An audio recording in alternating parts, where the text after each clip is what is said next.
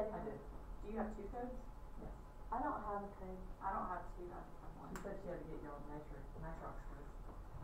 We're just worried with open water right now. We'll get you the nitrox code if we have it. Because you shouldn't really do, I mean, I would finish one before you start the other. Don't try 2 classes at the same time. So, okay. So some of the things that you'll notice early into your diving, or you may not notice, is that things look different underwater. One of the things that you'll notice right away probably is that things look 25% closer and also 33% larger underwater.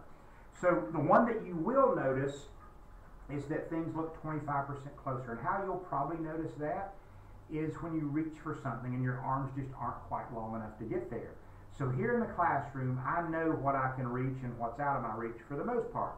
But underwater, I'll reach for something and I just can't quite get there. Now, the 33% larger, the people that really get affected by that early in are spear fishermen. Usually there's minimum size limits. The fish has to be this big before you can catch it. And people will catch it and they'll bring it up to the surface and suddenly it's 33% larger or smaller than they thought it was, and now it's too small to catch. And there's very little catch and release in spearfishing, so this is a big deal. And there's some tricks and some workarounds to measure the fish or have a good guess, but really it just means make sure the fish is big enough and be careful. So you will probably notice, and you've probably seen even these photos up here. If you look at my photos on the wall, some of them just look very blue, like the shark looks blue, our skin looks blue, different things. And what that is one is the diver, or it's probably me was taking the photo, I didn't have a flash that was strong enough to reach to from the camera to what I was taking a photo and then back to me.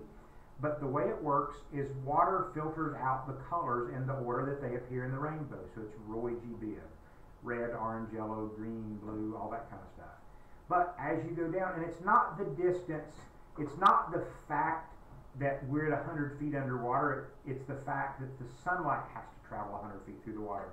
So if we're at 100 feet of water and her skin looks kind of blue because we're at 100 feet of water, if I shine a flashlight at her, it's only shining a flashlight from me to her and then reflecting back to me, so her skin will look the same normal color. But if you'll look at some of those photos, you can see that the diver's skin looks blue, different things look blue that really isn't blue. Somewhere up there, there's a picture of a castle, and I can't find it from here, but there's a picture of a castle that's white with a yellow roof, but you can see how the white still takes kind of a blue tint to it. Also, that's about it. Y'all can just kind of look through that when you get time. I always dive with a flashlight if I'm diving somewhere that's decent, because I want to see the real colors. Now at the quarry, everything's mud colored. I don't need to see the most accurate representation of mud because that's not that cool.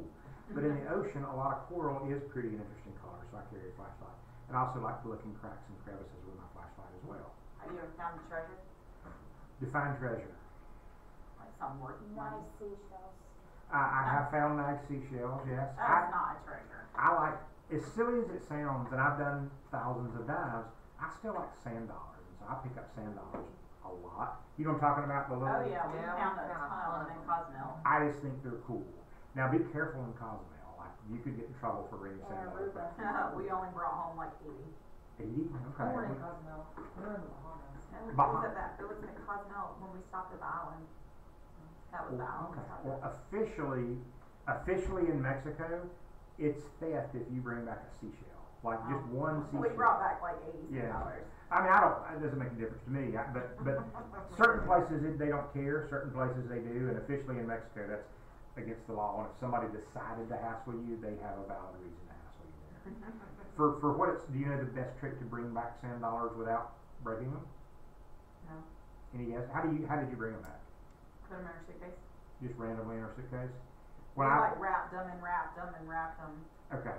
That's okay, but if you buy a loaf of bread and put them between slices, it's like a designated sand dollar storage area. Like it works because it's like $3 for a loaf of bread, and it will protect them pretty well. So I've had lots of broken sand dollars before I learned that trick too.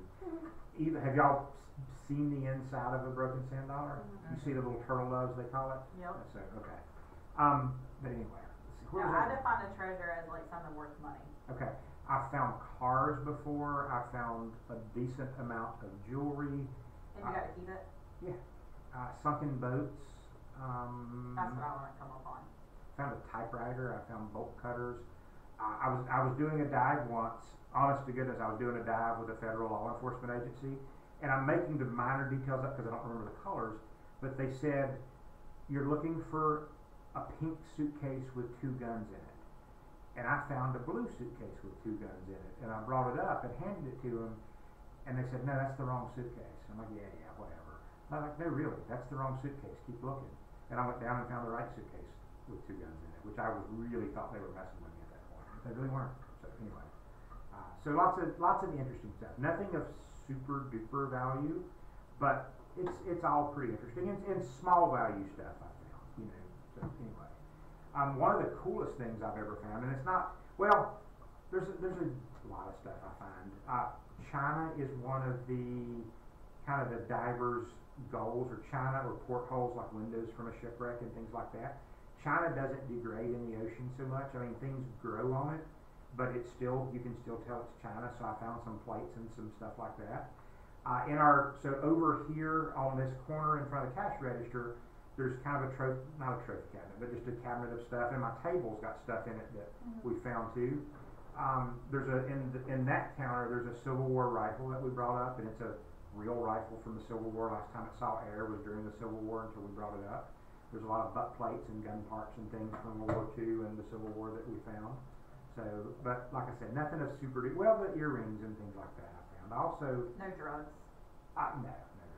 So, nothing like that. I'm gonna get rich one day, find something funny. I know which movie you're thinking about, but nothing quite like that. Deep So, Blue Sea or yeah, something. yeah, it's a good movie. So, alright, one of the cool parts of diving ties in with this water is 800 times denser in air, and it conducts sound further and faster. Well, why do I say the density? What does that matter? Why do I care, and why do I enjoy the density? So, all of us right now are tied to the ground, meaning I have to stay seated in this chair, I have to stay standing, something has to support me for me to be able to like stand up basically. If I don't stay supported, somehow I fall over or I'm just laying on the ground. If the room were filled with water right now and I was in my scuba gear and I knew what I was doing, I could take a deep breath and I would slowly hover and raise up out of my chair. I could not moving my arms, not moving my legs, just taking a breath, I can float up. Just exhaling, I can descend. So just by breathing in and out, it's like I can fly. Now I can hover. One of the skills I'm going to teach you is called the Superman pose, and we're basically going to get you to kind of do a Superman pose and hang out, and now you're flying kind of like Superman. And that's not, I mean, it's pretty neat to do that in the water, particularly if you're in clear water.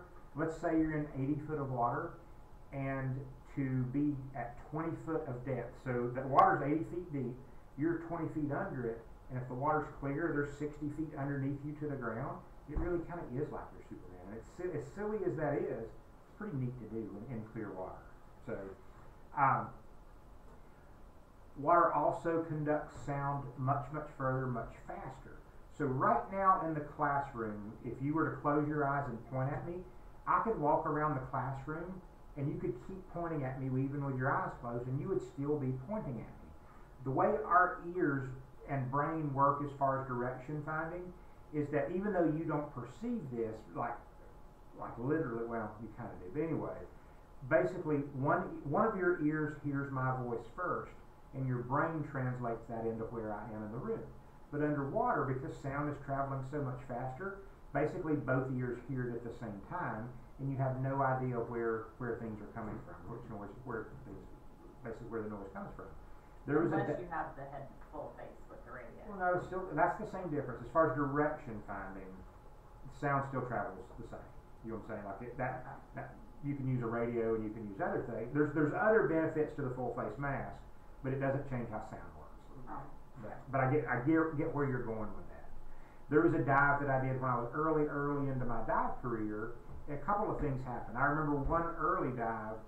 I was kind of near, it was in Bear Lake in like the Jackson County area of North Carolina, the mountains of North Carolina, and I was kind of around probably, let's say, 15 feet, and I heard what sounded like a bee's nest, like I had like somehow walked into a bee's nest, and so I'm ducking trying to get away from the bees, and then I realized, wait, I'm 15 foot underwater. I did not back into a bee's nest.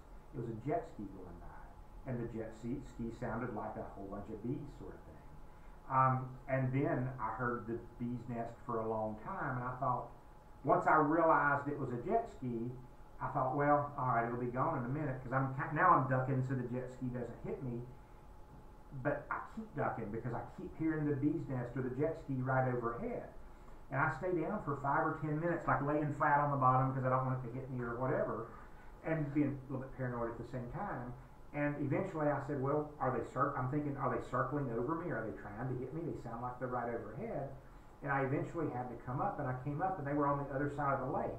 But it still sounded just as loud and like they were right over top of me because of how fast water transfers sound.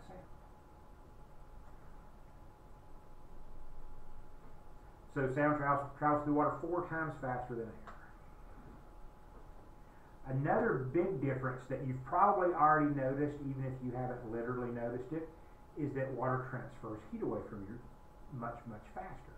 So right now, if you pick up your bottle of water, let's say if I have a room temperature bottle of water right here. If I stick my finger in it, that water is going to feel cold or at least cool. It's actually exactly the same temperature as the air is because it's been sitting on the table for all day, but it's because water transfers heat away from your body, heat so much better than air that it feels cold. Same thing as touching a piece of metal. If I touch this chair feels cold. The chair is exactly the same temperature as the room. It's room temperature, but it's metal, so it transfers heat away from my hand faster. A lot of non-divers that are dive students now, they don't want to wear a wetsuit. They say, I don't need to wear a wetsuit. I swim at the beach all the time. I've been swimming here, all my life. But there's a difference in swimming as a swimmer and swimming as a diver at the beach. So let's say you go to Myrtle Beach for the weekend. You might jump in the water, splash around for 15 or 20 minutes. You get cold, you get out, you stand in the sun for an hour, you lay on the beach, you jump back in, you get cold, and that's the cycle. But you're pretty active in the water, and there's a lot of heat out of the water, and so you warm back up pretty quickly. But it doesn't work that way for divers. When we're diving, we're trying to not move around a lot. I mean, we're swimming and things, but we're not doing cardio. We're trying to stay calm and relaxed and not just splash our way through the water because we don't want to scare the fish away. So we try to move pretty slowly, and you will get cold much quicker. And I've already told you I believe that I like to always wear a wetsuit or a dry suit in the water because most things can't sting me through a wetsuit. So even if the water's warm enough for me to just wear a t-shirt and shorts, I'm still wearing a wetsuit because I don't want to get stung. So something a lot of non-divers that are getting into diving think is they can buy a wetsuit and it's going to do everything they ever need to keep them warm in the water. I use analogies to make things make sense. Think of a wetsuit sort of like a jacket. So even here at the store, I've probably got 2 or 3 different jackets. I know I've got 2 fleece and 2 Gore-Tex here. And then at home I've got some leather and some thicker. I've probably got a ski parka, different things like that. And you probably have multiple jackets too. Now I'm not saying that you need multiple wetsuits, but you may eventually need more than one wetsuit. Now what I personally do, I used to have a 5mm and a 3mm and a 7mm wetsuit. And I wore them in the appropriate conditions. I got to wear, right now I don't even own a wetsuit. I have 2 dry suits, and I wear the dry suits. Really, I have what I call my pool dry suit and then my everything else dry suit. And in the dry suit, I don't get wet. I could put a dry suit on over my blue jeans with my cell phone in my back pocket and still be okay now, and still be reasonably warm. Because in a dry suit, you don't have that water transferring heat away from your body.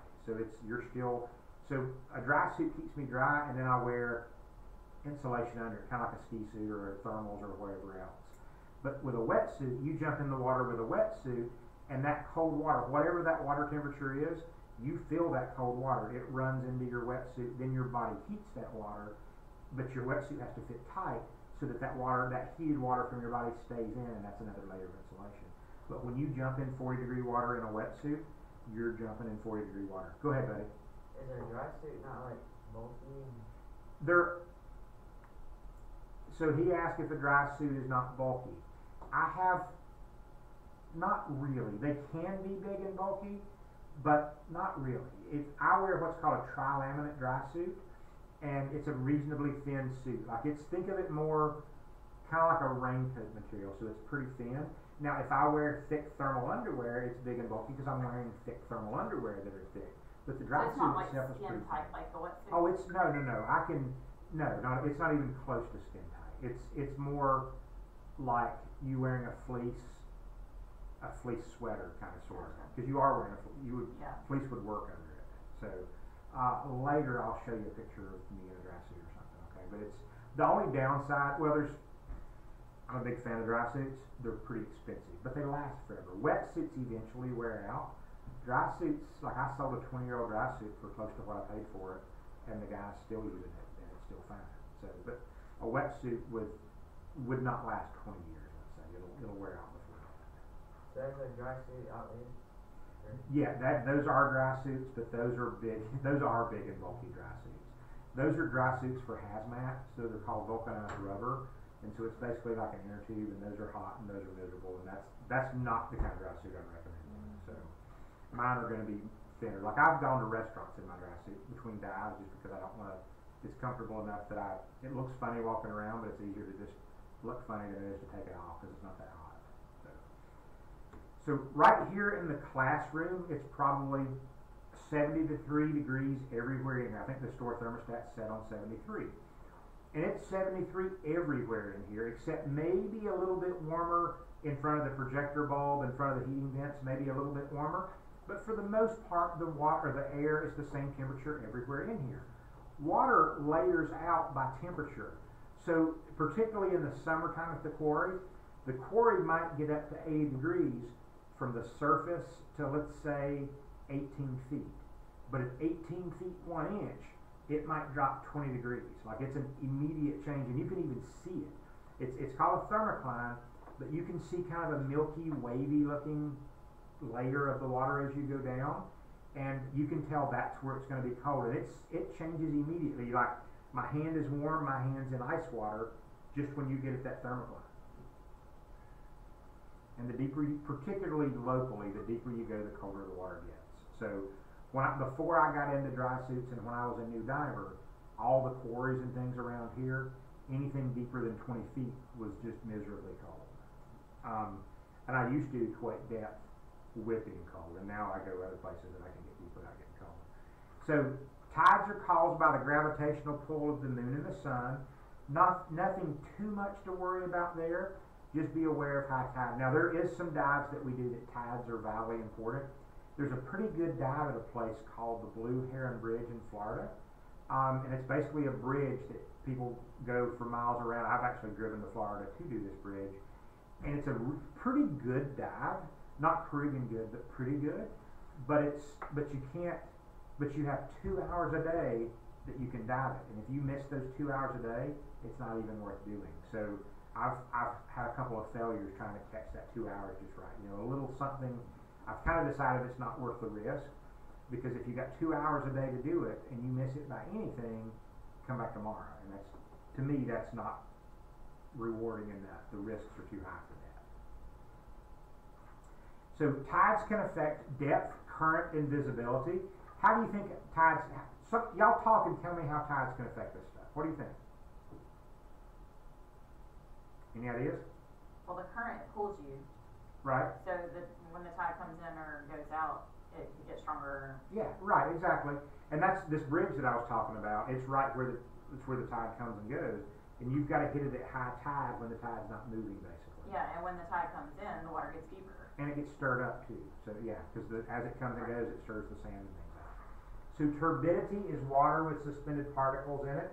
So these white flecks here in this photo is turbidity. Now the diver or the photographer may have not seen this turbidity. Sometimes if you use a flash on your camera, your flash can light things that are floating in the water up where you don't see them. But later on I'll show you a video of kind of what a quarry looks like and some of the Florida stuff. If y'all do much on the internet, look on our store YouTube channel and you can see videos from the Florida trip, you can see videos from the quarry and things like that, just to give an idea. As far as the quarry goes though, just being honest, like if it's a bad day at the quarry, I probably didn't use my camera that day because there's no point. Like the quarry videos you see will be from good days, not from bad days. So one of the things when I talk to people about diving, when people are objecting of here's why I don't want to learn to dive, one of the most common things that I hear of why I can't dive is that I'm claustrophobic. I would be claustrophobic. And I kind of get what they're saying, but I disagree with it. How do you get claustrophobic? I don't have any idea. But I mean, Wow. but Isn't that when you get locked in a tight space? that's their point. Like they have the same feeling of being in the ocean and feeling like they're in a tight space. So, yes, correct. But my counter to that is if you're going to be claustrophobic, now is when you should be claustrophobic. You're in a classroom with walls and a ceiling. You know, there's a couple of doors between here and there. There's not really an outside window right here. This is when you should be claustrophobic.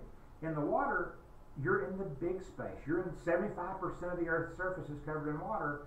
You're in the open space. And even beyond that, you add an entire new dimension of movement when you're scuba diving.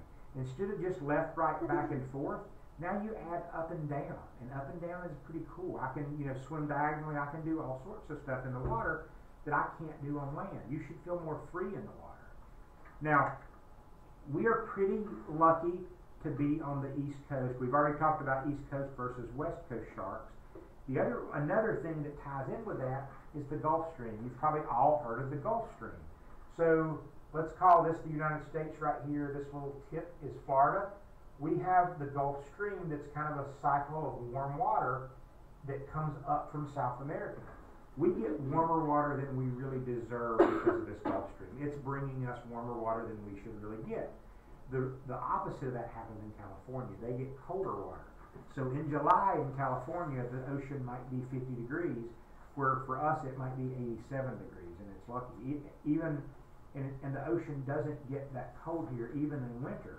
So in the winter here, a swimming pool at the beach, if it's 30 degrees outside, your swimming pool is going to be 30 degrees. The ocean's probably going to be high 40s, just because of this warmer water. And there's some other stuff going on there too. So longshore currents can be created by wind, waves, tides, and the presence of nearby ocean current. Nothing too much to concern yourself with there, but you do need to be concerned with currents to some extent. Just being aware. So like when we go to Cozumel, all dives in Cozumel are drift dives. So you have to plan to be doing the drift dive, and if you drop something, you probably can't go back and get it, because a drift dive is like being on a conveyor belt. Meaning, you're cool and not even having to kick, and if the current's moving 3 miles per hour, you're moving 3 miles per hour. But you probably can't swim 3 miles per hour backwards against the current to go get your flashlight that you dropped. You can't drop down and get under it? No, there's no under it. You can, the only thing because it's, so, not in Cozumel. There are places that you can get behind something, like if my monitor is a shipwreck, I can get behind it and it kind of blows over my head there, but it runs down to the sand and up to the surface as far as the Cozumel current and stuff. The thing you can do, and it's been the only time I've ever been stung by fire coral, is that I like to check on my divers. Meaning, when we go diving, and this is why another instructor tells me I baby my customers, is that when we're diving, I'm constantly going to you, hey, are you okay? Are you okay? How are you doing? And if I don't think you're okay, or even if you're a bit nervous, I'm going to swim closer to you, and we're tailoring things to you. On a drift dive, I can't swim back to you. Like, I'm usually in the front to start with. I can't turn around and come back. But what I have done is I'll drop to the bottom and find a piece of sand and grab the piece of sand and hang on and let y'all catch up to me. And then when you catch up to me, I'll let go and we'll be all together. But I did that in Cozumel once, and I found because you don't want to touch the coral, you don't want to hurt the coral. A lot of people think of coral as being plants, but it's a colony of aquatic life. It's more of an animal, a colony of animals. But I found one spot of sand that I could grab that wasn't coral, so I knew I could grab it because I wanted to slow down and wait for my group. And I grabbed a piece of sand, and there was a piece of fire coral that was kind of swaying in the current, and it blew into my hand and stuff. And that was probably the worst thing I've had. It wasn't miserable by any means, but it wasn't pleasant either. Still milder than these things. Alright, so the best time to do a dive from shore is when high tide comes in and is just hanging out. The water's the deepest then, and the tide is not coming or going. When it comes and goes, that's when the currents get worse. That's when it churns up the bottom. But when high tide just comes in and is staying, that's the best time to do a dive from shore. You generally want to be sure to plan your dives around the tides, unless you're going out on a dive boat or something, and then you're out way out in the middle of the ocean, high tide, low tide doesn't affect you. It might affect the boat in the sense that the water has to be deep enough in the channel for the boat to get back in, but that's the boat's responsibility. So, global currents are fixed. This explains why California waters are cool and the Caribbean waters are warm. Local currents fluctuate. They are water motion modified by obstructions. Y'all may have been at the beach before and seen the flag system where yellow flag means swim with caution, red flag means danger, black flag means swimming and diving forbidden or whatever. Some of the, like Cozumel a lot of times, like Myrtle Beach, they change those flags, like every morning they come out and change them. Cozumel, they just have yellow and red flags up that are like made of wood and painted, and it's part of the sign kind of thing. So I love Cozumel diving. The coral there is great. It's just really, really pretty. It's not hard diving. It's also not the easiest diving. I would call it an interesting, moderate dive, but it's really good. And we take newer divers there. Bonaire, on the other hand, is about as easy as diving can get. The waves are small. There's no current. I remember once. Have y'all all been to Myrtle Beach or somewhere that the coast? You know, the waves are kind of like, you get knocked around if you walk into Myrtle Beach just a little bit. Like it might knock you off your feet a little. I remember being in Bonaire once, and it was so calm that a boat drove by, and I remember looking up annoyed that the wave from the boat driving by at the beach kind of annoyed me. That why is he creating such a big wave? It's just a boat going by 10 miles an hour or something. But like at Myrtle Beach, if a boat drives by, you have no clue. It's not going to make the waves any worse. So anyway, now for purposes of this class and test, what I'm teaching you is to plan to exit the water down current from where you started. So if my remote is you, the current carries you this way, drift with the current, plan to get out down here. Wade in and get out down here. That's kind of sort of a good plan if you have somebody picking you up. All dives in Cozumel go that way. So you jump off the dive boat doesn't anchor, it drifts with you. When you come up, they drive over and pick you up. So the boat they follow your bubble trail basically. But if you're diving on your own or you're not diving with an operation, that might be a really, really long walk back up with your scuba gear. So if now Cozumel, this wouldn't be practical, but the Florida trip, we might do a dive up the Santa Fe River, and in the Santa Fe River, it's just us. Like if we're a group, and we don't have somebody to pick us up downstream. So we'll start the dive into the current and go upriver. When we're well rested, our tank is full, and we have plenty of energy, we'll fight the current going upstream. When it's time to, like when we're halfway into our tank, when it's time to come back, we'll turn around and let the current carry us back to our exit point and back to our car. And that usually works pretty well. Now, you will see a test question about this, and the next slide will help you with the test question. But in your panicking, like let's say you get caught in a rip current, and a rip current is pulling you out to sea, and you don't want to go out to sea. That sounds like a really bad plan for you.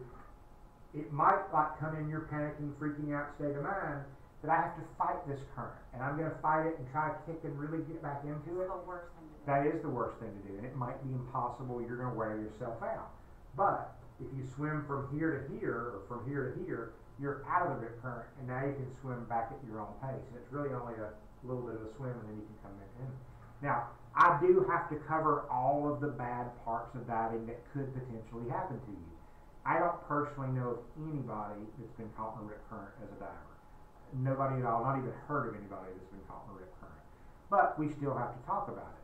Now, one thing, but I am a careful diver. I have been, that same Blue Heron Bridge thing that we were going diving, one of the days on the news, I heard a lot of people were getting caught in rip currents.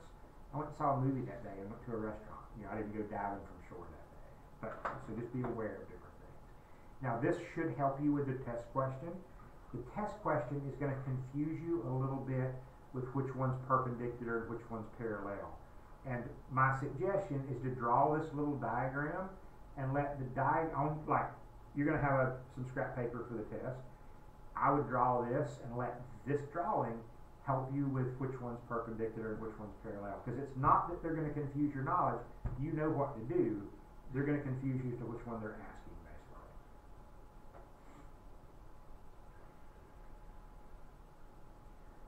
wind is the primary cause of waves. On a particularly windy day, the waves are going to be much taller. Like I said, a good day on the East Coast is going to be 2 to 3 foot seas, or at least the Murrells Inlet areas, Myrtle Beach. 2 to 3 foot seas is a pretty good day. Sometimes it's calmer than that, but it's pretty rare. I went to Grand Cayman once, or I've been to Grand Cayman a bunch, and the dive crew, before we went out during the briefing, they said, we have 364 calm days a year here.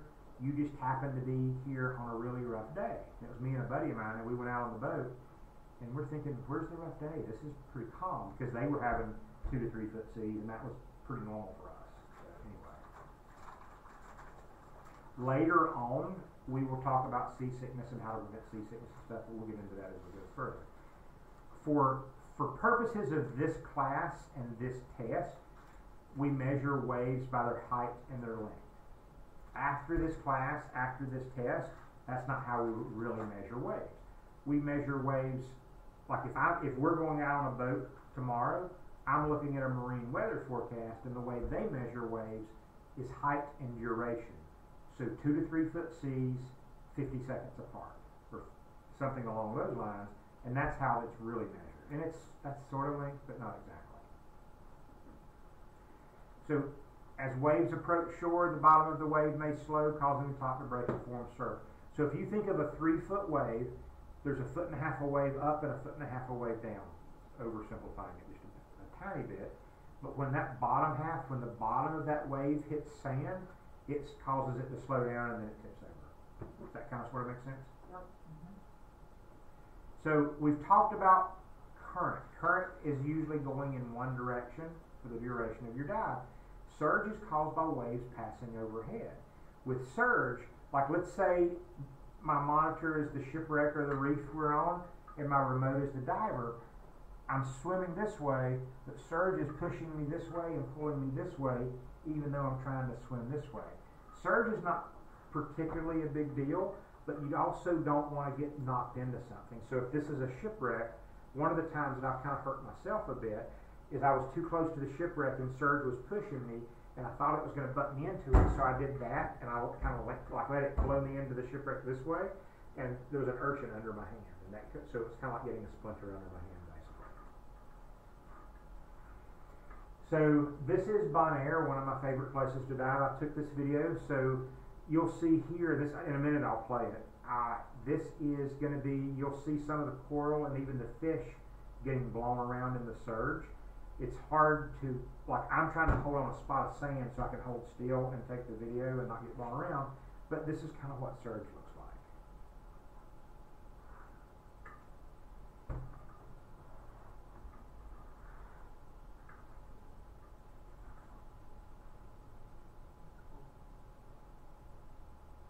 It's so clear.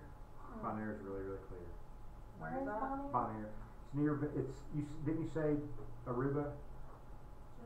About 15 minutes from Aruba on a plane. Jamaica's my least favorite place to go. Really? I agree with that. I was gonna say it's our least favorite trip we've ever taken. My mom loved it, but she didn't Really? dive there. She just Even- went there for vacation. I don't even like vacation. I didn't like. She We didn't loved like it, it. but she paid a local to take her to, like, into Jamaica, Right. which I think's stupid. I felt like somebody was going to try to steal my wallet around every corner. See, So but she's a brave person. I'm a brave person, but I was. But she doesn't think they're any bad people. I know they're bad people. Seems a brave person. I got you. I just really didn't. I mean, I'm a pretty self-supportive guy. You know what I mean, and pretty independent. But Jamaica really did feel sketchy. Like sketchiest place I've ever been. So. I didn't feel scared. It was Let just. a person take her to a blue hole. Well, like even like Did you not go? No, I made him take me back to the hotel. even the taxi drivers felt like they were going to rip you off there. You know what I mean? Like it wasn't like. I didn't feel scared. It was just nasty. Like Yeah, I don't know. It was not Cancun. Cancun Right. was way better. And the resorts are fine, but off the island, like I got. We didn't even like our resort really. Really? You stay somewhere nicer on the cheaper end. Like What is Breezy I that would Resort. say thing it's there where the like the particle in the water glows at night? Bioluminescent. Yes. So is that just at shoreline or is that? That's everywhere, really. I mean, So but you have to under? go. Yeah, but you you have to go somewhere that it's happening.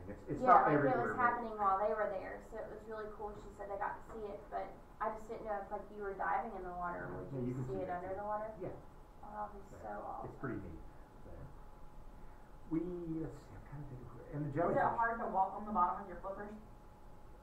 On the bottom of what?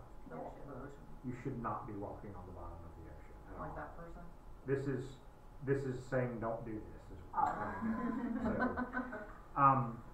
so aquatic life is delicate and fragile. You don't want it, and it's also bad form. You want to be like a submarine, not a bulldozer, or you know what I'm saying. So Yeah.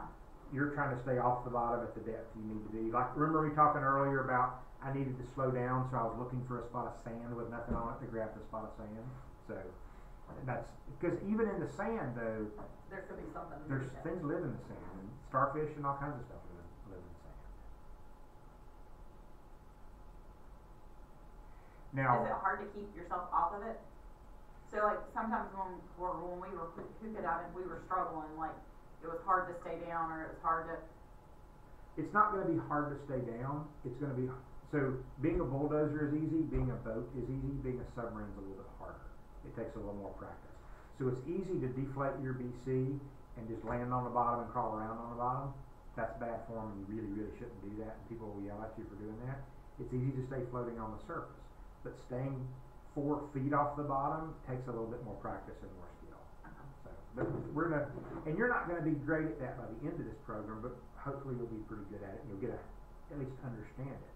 Now there is, and this is kind of theory that I don't want to go too far into the conversation, but I think it's called the Duns-Kruger effect or some version of that, and it's where people that have a similar skill of some level, and I'm really going to butcher how this kind of works, but basically everybody that's a diver probably knows a diver that's been diving for years, okay? Meaning, I know divers that have been diving longer than I have, and they'll say, I'll help you be a better diver, and they're a really, really bad diver themselves, but they're not aware that they're a bad diver. So just because a diver is willing to help you doesn't mean that they may have dove for 100 years, doesn't mean they dove well for 100 years. And buoyancy control is the sign of a good and experienced diver, but a lot of divers don't have good buoyancy control. They bump into things. They can't stay at that depth they want. So just because somebody's been doing it for years, don't just take it their word that they can help you and they know what they're talking about. So the most common aquatic life injuries are scrapes and abrasions. I disagree with this just a little bit, but mostly because a scrape and an abrasion is exactly the same thing, and it's the same, like it's two different things. I would say that it's A burn. out stings, scrapes and stings. So, and that's been my experience. I've been stung more than I've been scraped, but both have happened. And we'll show you later and talk later about how not to get stung too. So here in a minute I'm going to show you a video of how and where I get stung almost every time. But anyway, so some animals possess stinging cells called nematosis, like jellyfish and things like that. Now, not all jellyfish sting, but I had rather you assume that all jellyfish sting, so that you're less likely to get stung if you assume everything stings in the ocean. Now, let's talk about jellyfish stings for just a minute, okay? So I get stung pretty regularly. Now I always wear a full wetsuit or dry suit down to my wrist, down to my ankles. I sometimes wear a hood, not always, and I'm always wearing a mask. Every time I've ever been stung has been right here on my cheeks, because my hood, like if you wear a mask, I wear a hood, my cheeks are really just a little bit is all that's exposed. But every time, I can almost tell you the exact words when I get stung. When I get back on the boat, I'll ask somebody, I said, hey, is something going on my cheek? Because it could have been I scratched it too hard. Like it's not, every time I've been stung by jellyfish, it's been a like a mild, maybe I scratched my face too hard or something. You know what I'm saying? Or something like that. So this won't necessarily mean much to y'all, but I would say a guy putting alcohol aftershave on his face hurts way worse than any jellyfish sting that I've ever had. So just keep that in the back of your mind. Now they're much more northern of here. There are bad stinging jellyfish, but I have not Well, if it gets stuck in your bathing suit and it stings you a bunch of times, you don't feel it. Now, in your bathing suit would probably, all I can say is for my cheeks. Maybe my cheeks are used to aftershave. I don't know. But. She was talking about her cheeks too. fair enough. So, what's the worst thing you can do for a jellyfish sting? Pee on it. That's not the worst. I'm just kidding. Don't- That's the only so- thing That's I've what ever people say heard to do. Well, that doesn't help. So, but, It makes you look stupid. to me, if I got stung by a jellyfish and somebody peed on me, the peeing on me is worse than getting stung by a jellyfish, as far as I'm concerned. Yeah, I'm not with somebody on me. yeah. I don't know. The only time I've ever been stung, I just didn't do anything. I just let it burn. Rinsing it off with fresh water is the worst thing you can do. Because, and there's a scientific principle involving something that's over my head, but it's going to sting you worse if you got fresh water on it. So, What do they put on it? Vinegar? vinegar is probably the best thing. Some people say meat tenderizer, but vinegar, I don't carry meat tenderizer, but I usually do have some vinegar. Mm-hmm. So, and vinegar will kill it or make it not as bad. Can I just ask the question, how do you get stung by a jellyfish on your, like, how does it Is it Like, because you're get swimming? to your face? I'll show you a video right here. That's next. So, Can't the particle just be floating around? watch the video. Okay. Okay, so this is a video at Merle's Inlet that I filmed. This is the boat that I really liked at Merle's Inlet. And so this is called a Carolina rig, but it's basically the anchor system on the boat. And at the end of every dive, you need to do a safety stop for 3 to 5 minutes. You hang out at 15 to 20 feet. So this rope is at about 15 feet. And so for 3 minutes at every dive, everybody stays and just hangs out in one spot because there's current, and you're basically just hanging on to the rope. Okay, I'm hanging on to the rope, but the current is moving by me, and the jellyfish are drifting by. So why basically. do you hang out there for 3 minutes? So we'll get to it later, Okay. but it's to get the excess nitrogen out of your system. Gotcha, So okay. it's a safety stop so that you don't get decompression sickness, basically. Gotcha, So okay. watch this video, and you'll see a barracuda and a lot of jellyfish. So you can't quite see them. Just now, do you see up here all the jellyfish? Oh, those are jellyfish? Oh, they're Yeah. little babies. Yeah. So that's jellyfish. Some of it's just jellyfish Oh, it looks tentacles. like Pandora. Sometimes like Pandora that falls off those trees. That's a barracuda. So now, how would you dodge those jellyfish? It's not like a Right, one just like random that. one. Yeah. Oh, wow. That's 15 feet. Oh, so Yeah. pretty. This is 15 feet right here. So let me ask you this. Mm-hmm. With Is this that Merle's certification, Inlet? how deep are we certified to go? Ask me that question one more time back here on. With this certification, 60 feet. Mm-hmm. Oh. And then your next level, advanced open water, is 130 feet. And this is Merle's Inlet. I mean, this boat Pretty left area. out of Merle's Inlet, but you know, Pretty Merle's area. Inlet's one of my favorite places to go. Now, That's sometimes right you go to in Merle's And Inlet. that's where there's a shipwreck There's lots of shipwrecks. and at 60 feet? Maybe a little deeper than 60. There's probably one at 60, but I'm not sure the exact depth. See what I'm saying? Usually the first dive's around 80, 85, and the second dive would be 40-ish or something. So yeah, you saw the big barracuda right there. I wanna go to an airplane crash. Trying to think. I know there's one in the I'm trying to look Bahamas. for a... You're sticking with this movie, She right? smokes the drugs, man. This what's the movie drugs. Okay. I watched this movie the other day, actually. Did you? After The we blue talked about it. The deep blue sea? Yeah. I watched It's it. a Good. It's not blue, it's Blue Crush. That's what I mean. That's a. Ain't Oh it? yeah, There's two of them. Deep Blue Sea is where a shark starts eating people. That's not the good one. Okay. I don't wanna watch Blue it. crush is it then? I think it isn't. She's talking. I think Into the we're- blue, into that's the blue. Into the Blue. That's it. Yes. Blue Deep, crush is good too though. Deep Blue Sea. There's No, an it's angry Into the actor that a It's shark into the blue. swallows. I don't watch shark eat Okay. things. All right. Yeah. So I won't now. these jellyfish. Oh, Walker. Oh, I might watch it. So these are stinging jellyfish. The next jellyfish didn't sting me. I think it's called a moon jellyfish. Actually, not all jellyfish sting, but the next jellyfish, I felt its tentacles go over my hand, but it didn't sting. And this is a night dive in the Bahamas. I wanna do that. Oh my gosh. This is a wreck dive in the Bahamas. Now notice these little flash. See his little bitty flashlight that kind of lights and I up. see somebody's bright This is flashlight. my flashlight on my camera, and you Oh can. look, there's 3 of Yeah. them. Who's on his head? He's not worried about it. They're so pretty though. They are cool.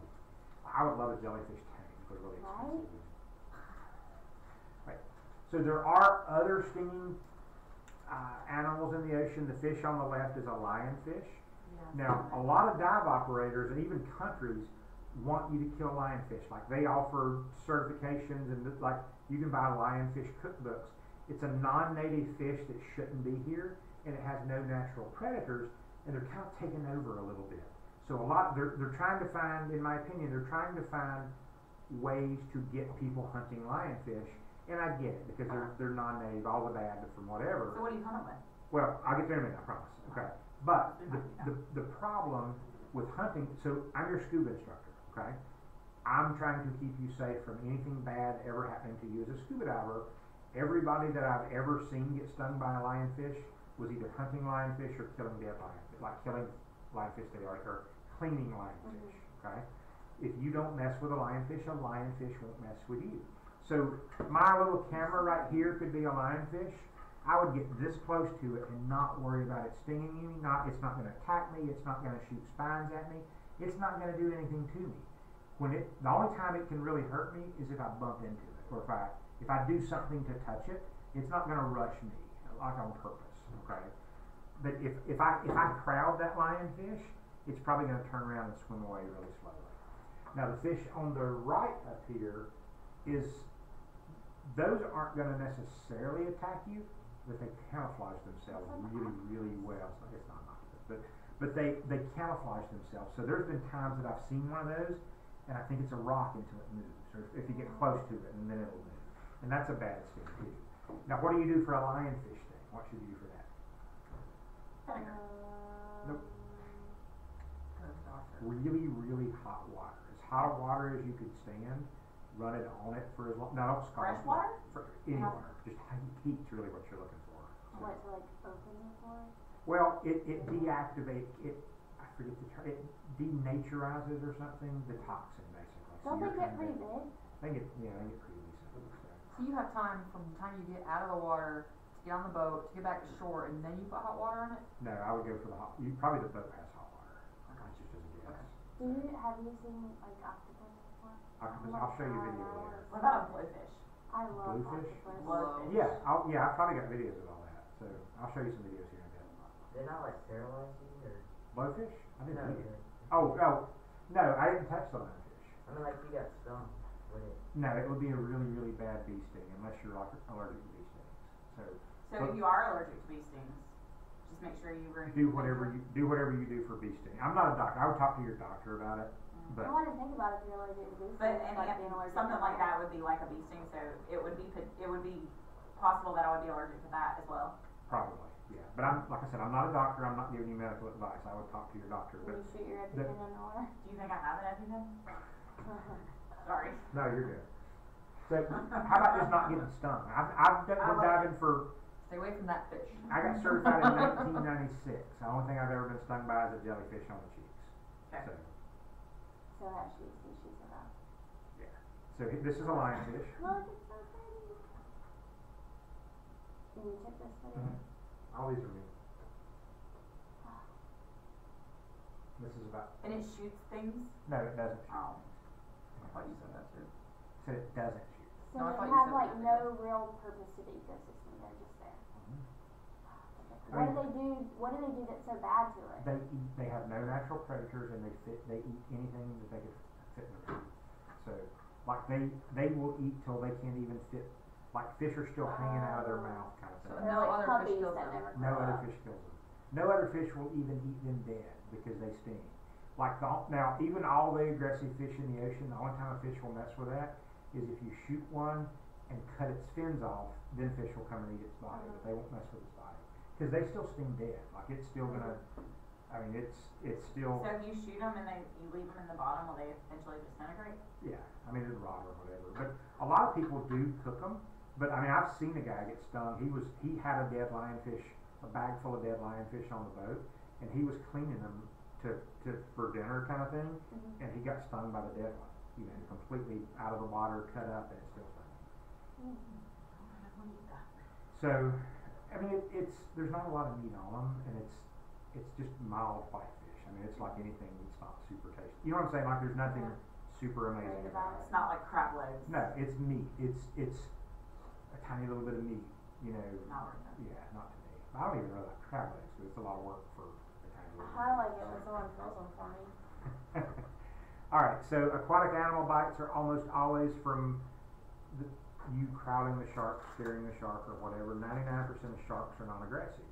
I've been diving for many, many years. I've only ever seen one guy get bit by a shark, and I've seen maybe one guy get bit by a brim, which is like the normal freshwater fish. Usually things lead the guy that got bit by the brim, it was kind of funny. I wish I got it on film. But we were at the quarry, and he took his regular route and was making like kissy faces at the fish, and it bit him on the leg. Oh, that's So, fun. yeah, that was kind of cool. That would be something that would happen to me. Yeah, I've got a shark bite video here in a minute too. Yeah, I ain't kissing a shark. So sharks aren't gonna bite you? So sharks eat meat. Sharks have pointy teeth. You know, they're not friendly. My stance, not kind of how I feel. Don't try to pet the shark, ride the shark, feed the shark, and it's probably gonna leave you alone. East Coast shark. It's like dogs, isn't it? Kind of like a strange dog. Like it's just because you see a dog on the street doesn't mean it's been looking for somebody to eat all day. Now let's talk about sharks for just a minute, okay? Now there's a beach in Florida that's like the shark attack capital of the U.S. I think it's like Daytona Beach, somewhere right in that area. There's so many people bit a year by sharks. But let's talk about shark bites and shark attacks for a minute. So we're going to be scuba divers soon. The people that get bit by those sharks are swimmers, waders, whatever else. Okay. So when you go to Myrtle Beach, if you put a scuba mask on and stick your face in the water, do you think you would see much? Like for real? Like would you see a shark No. swimming by with a scuba Not mask? close up. No. Yeah, not at all. Like you wouldn't see a shark at all because it's sandy, it's churned up, it's brown, it's It would have to be right here. You'd have to be right there. The shark sees exactly this. The shark has eyes like you do too, sort of. I mean, there's more to it than that. But if a shark bumps into you, if right now, if you were to close your eyes and start walking around the classroom with your eyes closed, if you bump into something, you're gonna grab it. That's what you do when you can't see and you bump into something. Sharks don't have hands and fingers. They bite what they bump into. That's how they feel. So a shark that bites somebody wading at the beach, that wasn't a predatory shark attack. Meaning that the news will say shark attacked a swimmer. That shark was not attacking you because he wanted to eat you. It bit you because he wanted to see what you were. And that's the truth behind it. Now, that's as swimmers. As scuba divers, we're in the water, in clear water, we're wearing a tank on our back, we're making noise, we see the shark sees us. Neither of us want anything to do with each other. They're not going to mess with you, they're not going to bother you. Now, don't Dead spearfish, don't have dead fish, any of that kind of stuff. And like I said, I've only ever seen one guy get bit by a shark, and I'm going to show you the video of it here in a minute. Are there sharks that bite you? Yeah, I mean, any shark will bite you if you mess with them. I mean, I used to have an aquarium, and the little bitty fish would bite me. But They're not aggressive by nature. they're not. But you said something about California, right? California. Some of the California sharks they're hunting. Like they're not. You know what I'm We saying? don't have those? We don't. Very rarely. I'm just making sure. No, Like like- down in the water and get you by a We're about to shark. go swim with the sharks in Yeah. Nassau. So, like the great white, we don't have a native population of great white sharks here. Every once, like we might have 2 or 3 on the East Coast, on the entire East Coast. I'm friends with one of them on Facebook. I follow it on Facebook, but it's honest to goodness, Mary Lee the Shark. It's got a Facebook page. It tracks it and all kinds of cool stuff. But anyway, but I wouldn't worry too much about sharks. But now sharks do eat meat. They do have pointy teeth, but they don't. For the most part, they don't care anything about you. They're gonna taste you and say, spit you out. Yeah, I've shooed sharks away from the boat to get back on the boat before. It's not as big of a deal. Like I've been on a shark feeding dive. Like we wanted to see sharks, and the shark saw us and got scared and swam away. And there was blood and fish in the water because we put it there because we wanted to see sharks. So it's not that big of a deal. So now the next video. This was on a boat in the Bahamas. This is a nurse shark. I have been told that the shark that bites, I don't know if it's true, the shark that bites the most people is a nurse shark. And y'all know what a nurse shark is? It's usually when you see a nurse shark, it's asleep under a piece of rock. Are you saying a nurse? Nurse. Nurse. Yes. Okay. N-U-R-S-E. Nurse shark. Is it nurse because it's had a baby? No, that's just the breed of shark it is. Okay. So, but usually they're asleep. Most sharks have to swim constantly to breathe, so they swim 24 hours a day. A nurse shark can sleep under the rock and all this kind of stuff. So usually when you see them, they're sleeping under something, they're leaving everybody alone, all this kind of stuff. my theory of why they say the most shark bites are nurse sharks is because people are dumb and they see a nurse shark. Think it's dead or something. No, they think these don't bite. I want to pull it out from the rock so we can see it, and then the shark bites them because somebody pulled it out from the rock. And I know divers that are getting sharks out from rocks and things because they think they don't bite. People are dumb. Okay, don't try to pet the shark, feed the shark, ride the shark. It's probably going to leave you alone. That would be foolish. In this video, there's a guy that's spearfishing lionfish, and so he's a bad diver. He's showing bad dive skills. So remember me talking about being a submarine, staying off the bottom, right?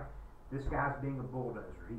He's kicking on the bottom. He's kind of basically swimming, but he's kicking on the bottom and kind of dragging on the bottom. He's dragging a bag of dead fish on the bottom, and you can see this nurse shark following the scent trail of the fish because they sort of scent, and you can see it swimming like this following the trail, and you can hear me quacking. Now this shark gets closer to me than you are to me. I'm not a bit concerned about it. I'm just filming and cool. You know what I mean? It's no big deal. But it starts getting close to him, and I know he's got fish, and I quack and try to get his attention, and he doesn't pay me. It did his fin. It didn't really bite him. But I quacked and tried to get his attention. I quacked again, didn't get his attention, and then the shark bit his fin, kind of yanked his fin, and then he turned around and he was paying attention, and he poked the shark with his spear, which he shouldn't really have done that because the shark, he could have used the double end of the spear to do it, and it would have scared it away. But anyway, this was kind of this guy's fault. Is my point. Wait, we didn't show you this video yet, did we? So we're going to bounce around on this. I'm going to show you this video because that's the one I just built up first, and then we'll go back.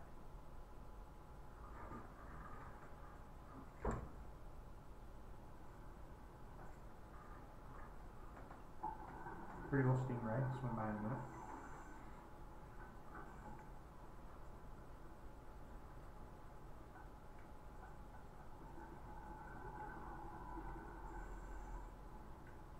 That's a nurse shark. Yeah.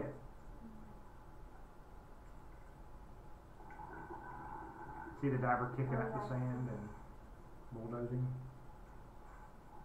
And he's the one with the fish. Yes, that blue bag's full of dead lionfish.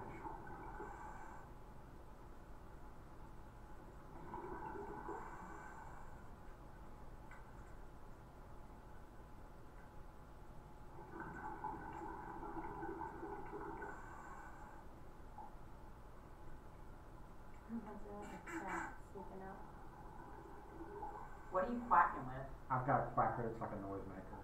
They're pretty neat. Blow a whistle into her. No. My quacker makes like an air horn noise on the surface. Did it mess his fin up? No, he thought I yanked his fin. After that, he said, "What'd you pull my fin for?" That wasn't me. We have really fierce looking eyes.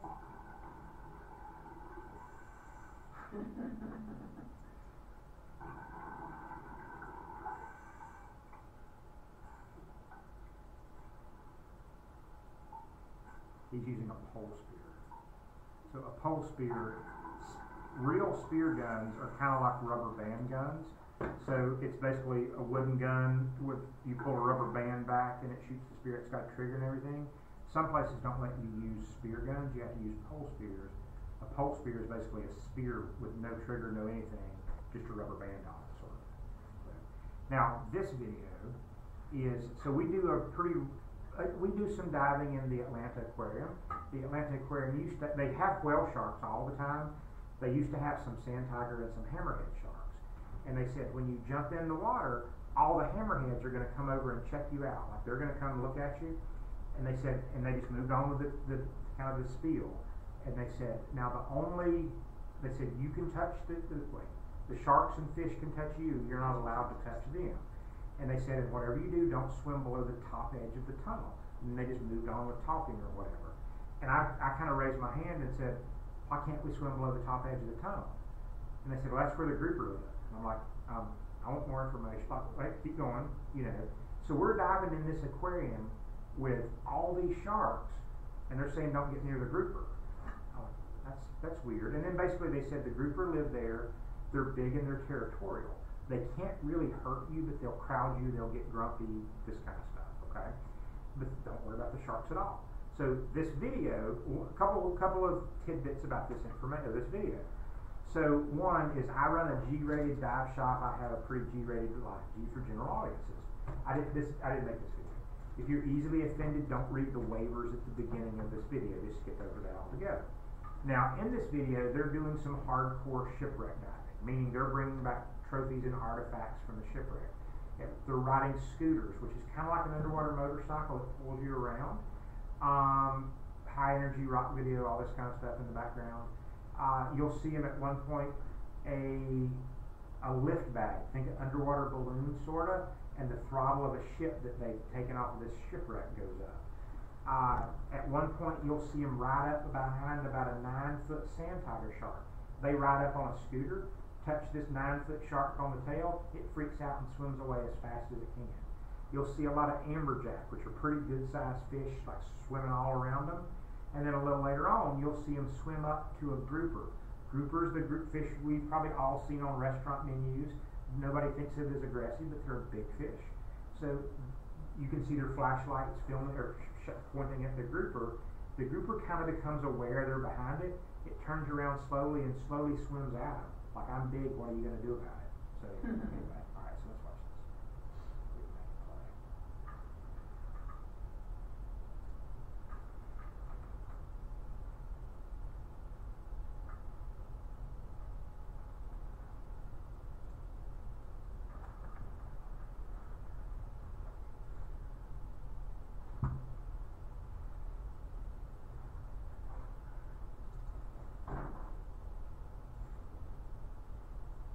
Play this in different